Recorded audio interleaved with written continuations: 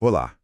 Hoje a gente vai fazer uma análise bem a fundo de um dos capítulos mais famosos, né? E talvez um dos mais polêmicos também. Exato.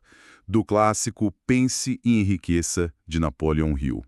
A gente vai falar sobre o desejo. Isso. E a fonte que a gente está usando, Os Segredos que Vão Mudar a Sua Vida, ela compila essa ideia de um jeito bem direto. A questão central, o que a gente quer investigar aqui é o seguinte: essa ideia de que um pensamento focado pode alterar a realidade. Aham. Isso é só uma hipérbole, uma metáfora bonita, ou tem ali um mecanismo psicológico que a gente pode de fato usar? Pois é, essa é a grande questão.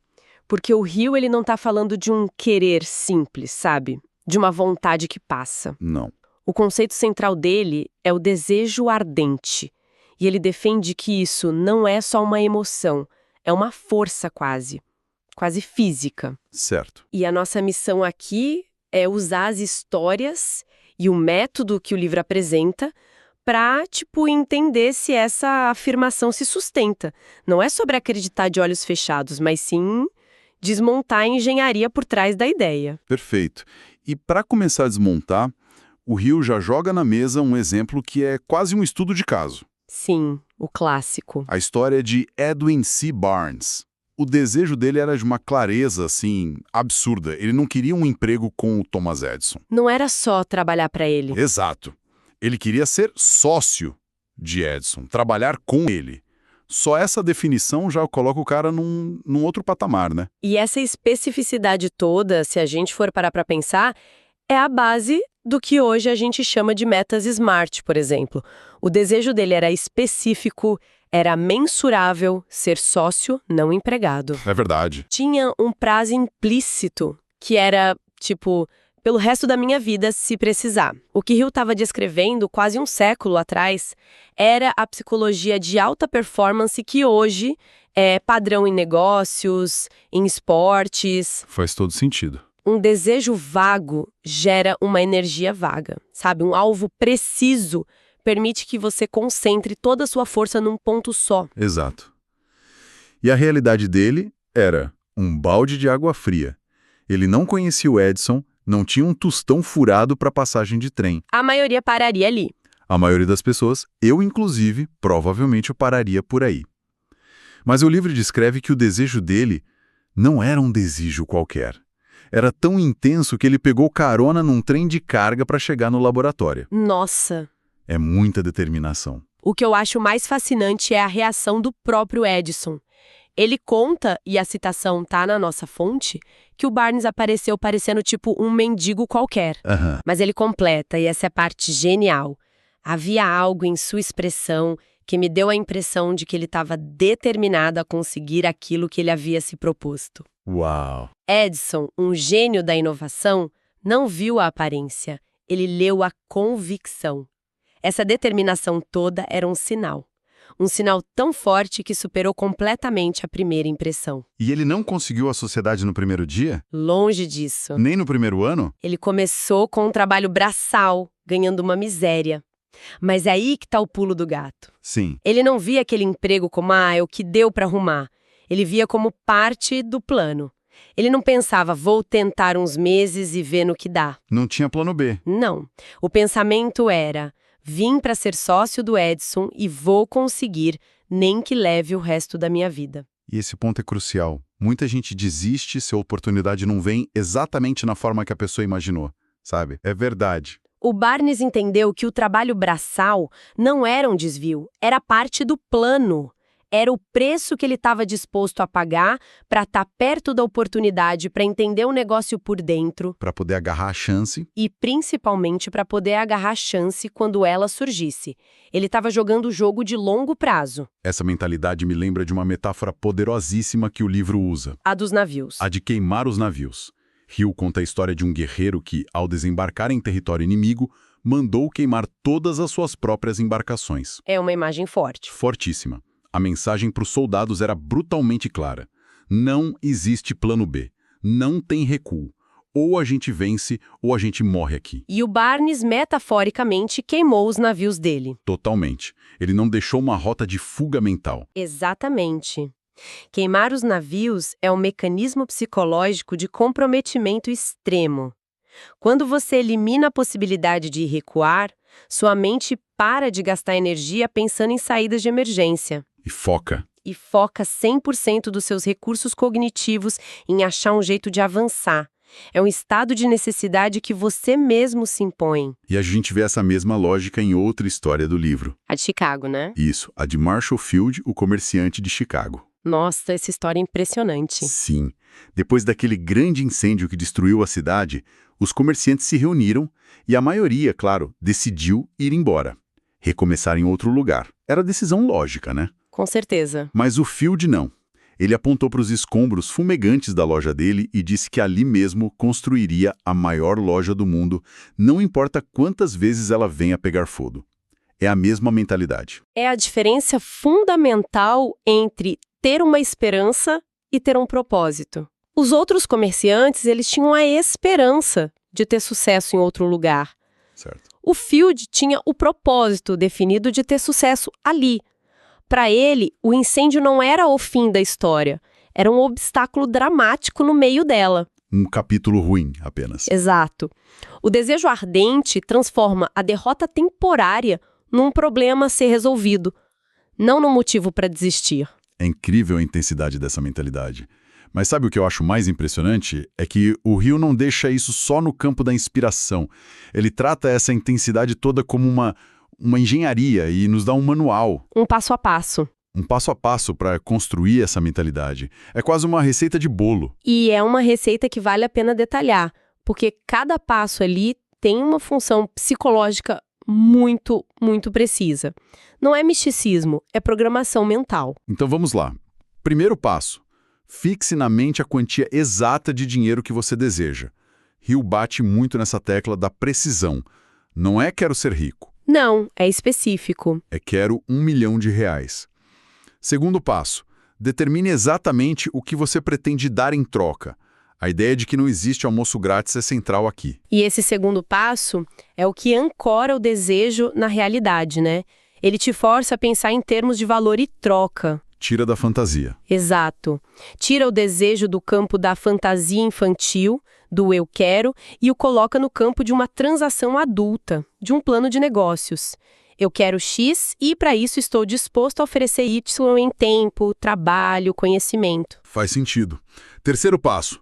Estabeleça uma data definida para ter esse dinheiro. De novo, a precisão criando um senso de urgência. E o quarto passo. Crie um plano definido e comece a agir imediatamente. E essa parte é chave. Esteja pronto ou não. Essa parte me pega. Esteja pronto ou não. É um ponto poderoso, mas que pode gerar uma certa ansiedade, né? A ideia de agir, esteja pronto ou não, é genial para quebrar a inércia, a tal da paralisia da análise. Sim. Mas e o planejamento? O próprio Hill fala em criar um plano definido.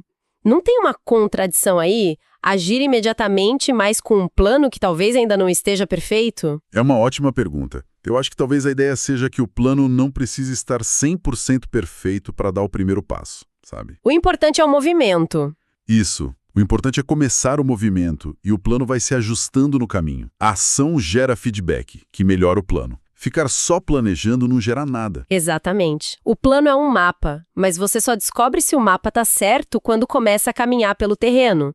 A ação imediata é o que valida ou invalida as premissas do plano. É um ciclo. Faz todo sentido. Quinto passo. Escrever tudo isso. Uma declaração clara e concisa com o valor, o prazo, a contrapartida e o plano. Materializar a ideia. Exato. E por último, o sexto passo, que talvez seja o mais estranho para muita gente, ler essa declaração em voz alta 2 vezes por dia. Ao acordar e antes de dormir. Isso. E enquanto lê, a minha instrução é ver, sentir e acreditar que você já está de posse do dinheiro. Esse sexto passo é o mais desafiador, com certeza.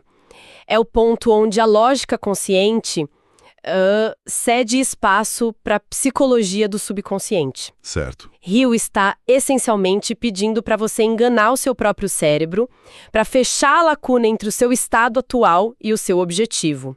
É um exercício de reprogramação mental. E ele usa todas as ferramentas para isso, né? Todas. A repetição, a visualização, a emoção de já ter conseguido, tudo isso é desenhado para convencer a sua mente subconsciente de que aquilo é uma realidade. E, segundo a teoria, uma vez que o subconsciente aceita uma ideia como fato, ele começa a trabalhar 24/7 para manifestá-la. De que forma? Te deixando mais atento a oportunidades, te dando a energia para agir, coisas assim. O livro até se defende, né? Diz que essas instruções podem parecer meio impraticáveis para quem não está familiarizado com o funcionamento da mente, Aham. mas que foram baseadas nos métodos de pessoas como Andrew Carnegie. Ou seja, não é uma teoria que ele inventou do nada, é uma fórmula decodificada a partir do sucesso real. Sim, Hill se posiciona como um decodificador, não um inventor. Ele está basicamente dizendo, olha, eu estudei centenas das pessoas mais bem-sucedidas do mundo e é isso que elas fazem conscientemente ou não. Aqui está a receita para você fazer também. E o interessante é que ele não restringe essa ideia só a ganhar dinheiro. Não, ele expande. Ele faz uma defesa apaixonada de uma figura que muitas vezes é vista como fora da realidade, o sonhador. Ele argumenta que todo o grande avanço, de Colombo imaginando um novo caminho para as Índias, a Copérnico imaginando que a Terra não era o centro de tudo, tudo começou com um sonho. E ele diz que o mundo, especialmente o mundo em rápida mudança como o dele e o nosso, né, precisa desesperadamente desses sonhadores práticos. Sonhadores práticos, gostei disso. São eles que criam novas ideias, novas formas de executar as coisas, novos líderes, novas invenções. O progresso não vem de quem aceita o mundo como ele é, mas de quem tem a audácia de imaginá-lo como ele poderia ser. Mas essa ideia de não ouvir os críticos, os eles, que sempre aparecem para dizer que é impossível. Onde fica a linha entre persistência visionária e teimosia cega? Ótima pergunta. Como a filosofia do Hill aí ajuda a gente a distinguir uma da outra? Porque é muito fácil se apegar a uma ideia ruim e chamar isso de desejo ardente. Essa é a pergunta de $1 milhão. E a pista para a resposta está numa das frases mais importantes do capítulo. Cada fracasso traz em si a semente de um sucesso equivalente. Um sonhador visionário não ignora a realidade, ele a usa. O fracasso, para ele, não é um sinal para desistir do desejo, mas um feedback de que o plano atual não está funcionando. Entendi. Ele usa o fracasso para aprender, ajustar o plano e tentar de novo. A teimosia cega, por outro lado, ignora o feedback. A pessoa insiste no mesmo plano fracassado, batendo a cabeça na mesma parede. A persistência está no objetivo, a flexibilidade está no plano. Uau, isso é uma distinção muito poderosa. Persistência no objetivo, flexibilidade no plano. E quando a gente acha que a teoria já foi levada ao limite? Aí vem a história final. Hill fecha o capítulo com a história que, para mim, é a mais inacreditável e impactante de todas. A do próprio filho dele. É o teste final do argumento dele. Sim. O filho dele nasceu sem um aparelho auditivo, sem orelhas. O diagnóstico médico era definitivo. Ele seria surdo e mudo para sempre. Fim de papo. Nossa. Mas Hill conta que, naquele momento, ele formou um desejo ardente de que o filho dele não seria surdo-mudo. Ele se recusou a aceitar o veredito da natureza. A missão dele passou a ser transplantar para a mente daquela criança o desejo de que ele pudesse ouvir. É a aplicação do princípio na sua forma mais pura. Um desejo focado contra um fato biológico que parecia imutável. E ele fazia coisas que para qualquer um de fora pareceriam loucura. Ele passava horas conversando com o bebê, tentando incutir nele a crença de que ele ouviria. Uma fé inabalável. E a virada acontece anos depois, quando eles descobrem que o som podia ser transmitido através da vibração dos ossos do crânio, direto para o cérebro. Pela mastoide, né? Isso. Eles compraram um aparelho de som e o menino, ao morder o aparelho, conseguiu ouvir a música pela primeira vez. Aquela descoberta, que talvez passasse batida por outros, foi o veículo que o desejo ardente do pai encontrou para se manifestar. Que incrível. No fim das contas, o filho dele aprendeu a ouvir e a falar normalmente. É uma história que dá um nó na garganta, porque ela tira o conceito do mundo dos negócios, do dinheiro, e o coloca no plano mais fundamental da existência, a esperança de um pai por um filho. É quase impossível ler isso e não se perguntar sobre o poder das nossas próprias convicções. O subtítulo dessa história no livro é O desejo ilude a mãe natureza. É uma afirmação fortíssima. É uma afirmação ousada, mas que serve como a prova final do argumento dele. Se um desejo ardente, combinado com fé e persistência, pode encontrar um caminho para contornar uma limitação física que a biologia impôs, Certo. isso demonstra o poder da mente de focar num propósito e, com isso, se tornar hiperreceptiva a soluções não convencionais. Ele não mudou as leis da física, mas a obsessão dele o levou a encontrar uma aplicação delas que ninguém mais tinha visto. Ele transformou um impossível em uma questão de como. Então, no fim das contas, o que fica dessa análise toda? A ideia central é que a diferença entre um querer e um desejo ardente não é só uma questão de intensidade. Não mesmo. É uma questão de método. É a clareza absoluta do objetivo, um plano de ação, uma troca justa, persistência diante do fracasso e uma crença tão forte que reprograma sua mente para trabalhar a seu favor. Não é mágica. É um processo mental disciplinado. Perfeito. É a transformação de uma energia difusa, como a de uma lâmpada, em uma energia focada, como a de um laser. Sabe o que eu fico pensando depois de rever tudo isso? O quê? Um método de 6 passos